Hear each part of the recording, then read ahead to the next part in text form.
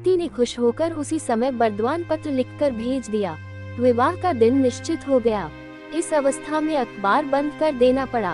भूपति खर्च चलाने में असमर्थ हो गया। जन सेवा नामक निर्मल पदार्थ की जिस साधना में भूपति इतने दिनों तक एकाग्रचित से निमग्न था, उसे एक ही मुहूर्त में छोड़ देना पड़ा।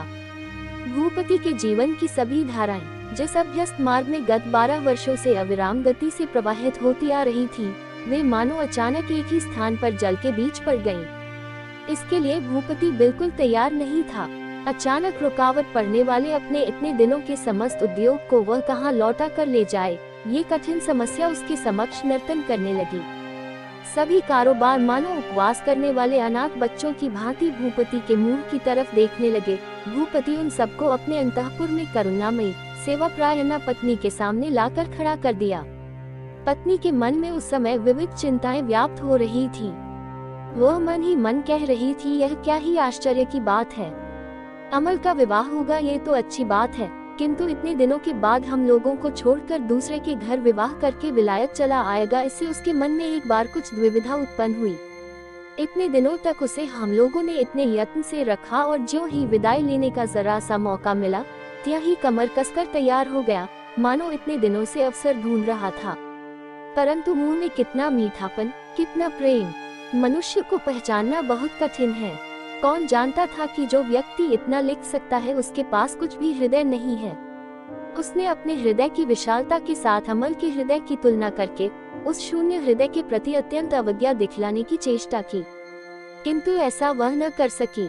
अंदर ही अंदर निरंतर एक व्यथा का उद्योग उत्तप्त धूलि की भांति उसके अभिमान को धक्का दे देकर उठाने लगा। कल ही अमल चला जाएगा, फिर भी इधर कई दिनों से उसका दर्शन तक नहीं हुआ।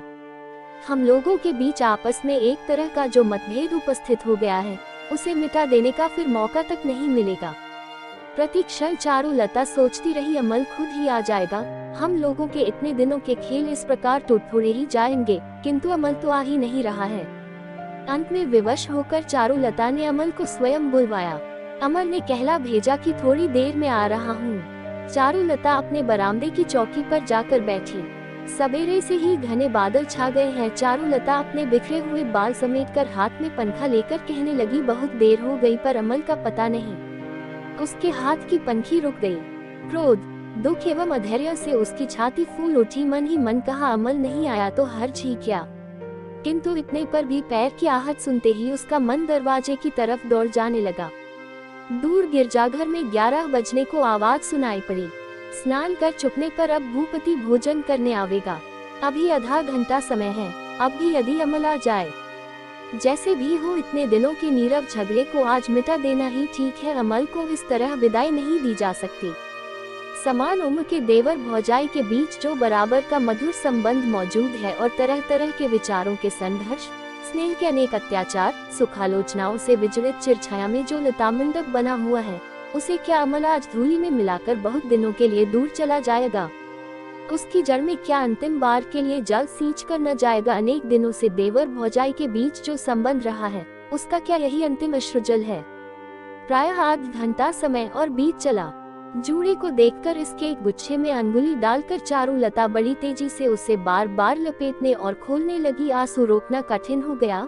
नौकर ने आकर कहा, माताजी, बाबू के लिए नारियल देने की जरूरत है। चारुलता ने आंचल से भंडार की ताली खोलकर झनक करके नौकर के पैरों के नीचे फेंक दी। आश्चर्य में पड़कर वह ताली लिए वहां से चला गया। चारुलता की छाती के पास से मानो कोई चीज हठात गले के पास तक जाने लगी। ठीक समय पर भूपति हंसता हुआ भोजन करने के लिए आया। हाथ में पंखा लिए चौके में उपस्थित होकर चारुलता ने देखा कि अमल भी भूपति के साथ आया है। चारुलता ने उसके मुंह की तरफ नहीं देखा। अमल ने पूछा, भाभी, तुमने मुझे बुलाया है? चारुलता ने कहा, नहीं, अब कोई जरूरत नहीं है। अमल, तब तो अब जाना चाहता हूँ। अभी मुझे माल असबाब बहुत कुछ ठीक करना है।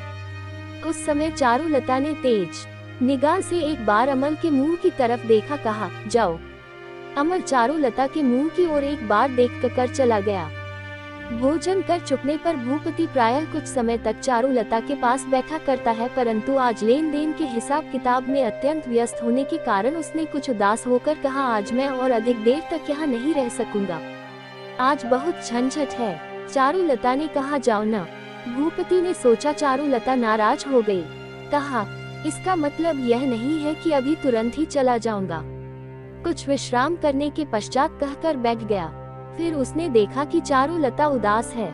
भूपति अनुतप्त भाव से बहुत देर तक बैठा रहा, किंतु किसी तरह भी बातचीत का सिलसिला न जमा सका। बड़ी देर तक बातचीत करने की चेष्टा करके भूपति ने कहा, अमल तो कल चला जाएगा, कुछ दिनों तक शायद तुमको अकेली रहने में उदास मालूम होगा। इस बात का कुछ भी उत्तर न देकर चारुलता मानो कोई चीज लाने के लिए झटपट दूसरे कमरे में चली गई। कुछ देर तक इंतजारी में रहकर भूपति बाहर चला गया।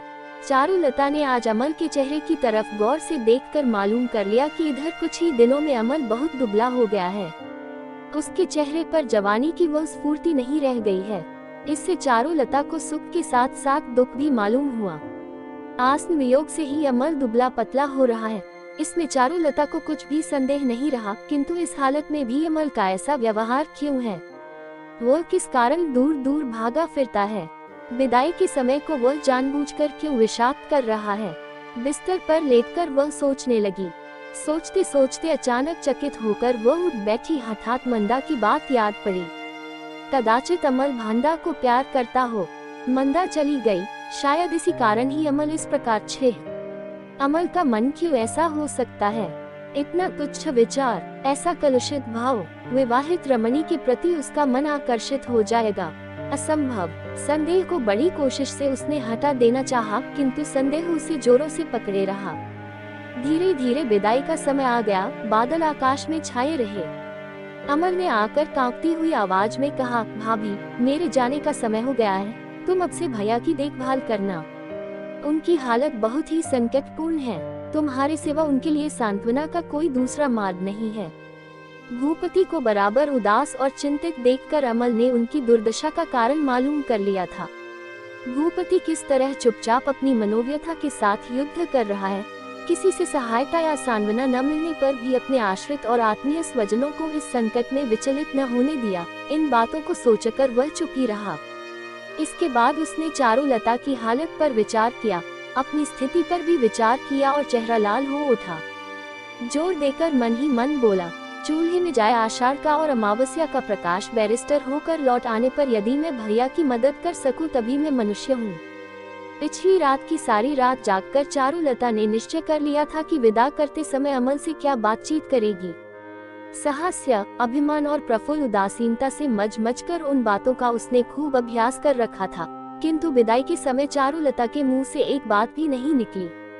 उसने केवल कहा, अमल, पत्र लिखोगे तो? अमल ने जमीन पर मस्तक रखकर प्रणाम किया। दौड़कर शयनगृह में जाकर चारुलता ने किवाड़ बंद कर लिया। इस कहानी के अगले भाग को देखने के लिए चैनल को सब्सक्राइब करें और बेल आइकन दबा लें, जिससे हमारी नोटिफिकेशन आपको मिलती रहेगी।